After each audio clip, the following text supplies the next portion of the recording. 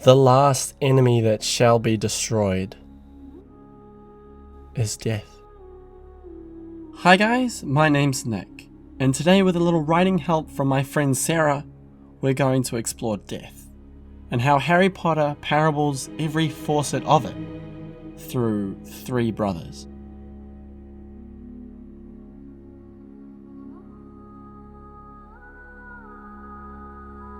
From the very beginning of Harry Potter, its main themes are quickly made apparent: love and death.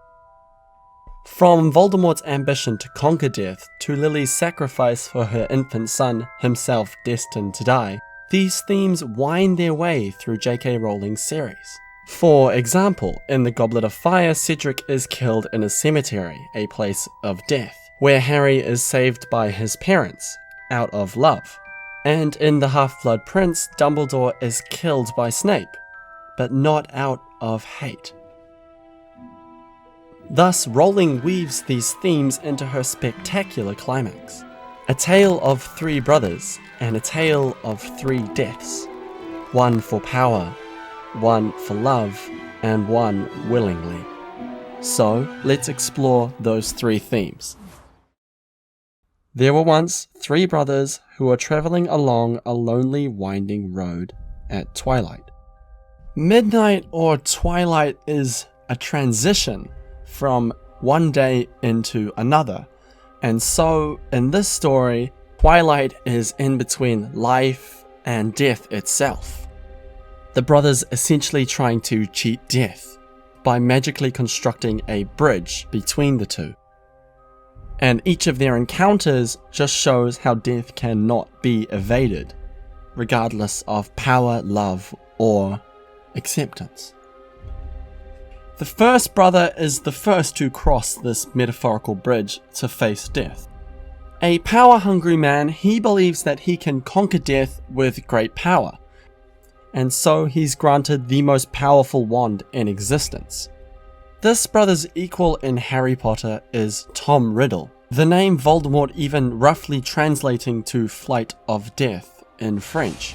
But this wand's ability to deal death does not extend to the user to defeat death. The first brother is eventually robbed and murdered for putting too much faith in the power of power, and Voldemort will die in a similar fashion. He and the first brother both believe that the ability to cast death is enough to conquer it. The last enemy to be destroyed for both is dying, but Harry Potter shows ironically that no powerful magic or form of power can prevent death. And so death took the first brother for his own. The second brother to approach death was an arrogant man, but one filled with longing, and so he asked death for the power to retrieve loved ones from the grave. This theme of love and death is perhaps the most important in all of Harry Potter. For Harry, that exists in trying to love past the grave, to love those who are no longer with him, as it does for the second brother and his equal in Harry Potter, Severus Snape. Whilst Harry feels the isolation of this love after death, he can still find some semblance of peace in the love around him. The second brother, however, never lets go. Unable to love past the grave, instead living in longing for that love to return alive. For Snape and his equal, the last enemy to be destroyed is death's grasp on others. From the second brother's encounter with death, he was able to resurrect those from the grave. Snape, in a sense, does exactly that through Harry, channeling his lost love not through dark magic but in memory, resurrecting Lily every time he sees her eyes in Harry's face. It's poignant that the last thing that Snape says is that Harry has his mother's eyes, because in that second, he's looking to join her. And so, in the end, Severus Snape, like the second brother, driven by hopeless devotion, will meet death to see his loved one again. And so death took the second brother for his own. The third brother was a humble man and asked simply for an object that would allow him to leave that place without being followed by death. For his entire life, Harry has lived under the shadow of death, but himself has never greeted it, instead left behind in its wake. When he reads his parents' gravestone, the last enemy that shall be destroyed is death, and Hermione explains that it means living beyond death, all Harry can think is, but they were not living, they were gone. He struggles with death because of the isolation that he feels it causes. This is why Harry is so often shot and written alone in the novels and films. And as Harry learns that he has to die alone, his isolation is complete.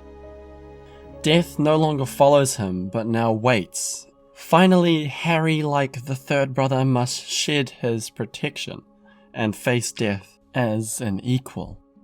But it's only here and now that J.K. Rowling will fully flesh out her theme of living beyond death. The mighty Resurrection Stone cannot lift the dead, instead only a form of it, which is why this shot in the film is so powerful, because it shows Harry's mother is dead, and she's never coming back, but that doesn't mean her love is. That bond isn't severed by death. The ones we love never truly leave us. And so Harry will drop the second Hallow, accept his fate and the fate of his parents, and walk to his death, because their love is with him, as it has been. Always. Legend states that the Master of Death owns all three Hallows, but this comes with a price. To die. To have earned all three Hallows is to accept that no power can save you. Nothing will bring your loved ones back, and eventually you too will have to shed the cloak and face death yourself. Although he has earned all three Hallows, Harry Potter is the Master of Death because he understands that to destroy death is to accept it.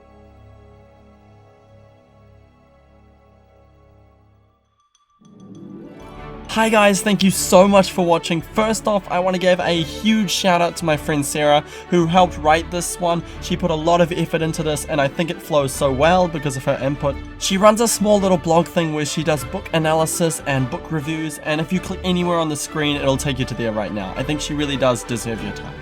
Also, just a quick news flash for you guys, I am now attending film school, so I can actually attribute a lot of that passion and love for film to this channel and you guys, so I love Harry Potter. It's such a massive part of my childhood, though this was a lot of fun to make. Anyway, that's my little ramble over. Thank you so much guys. Nick out.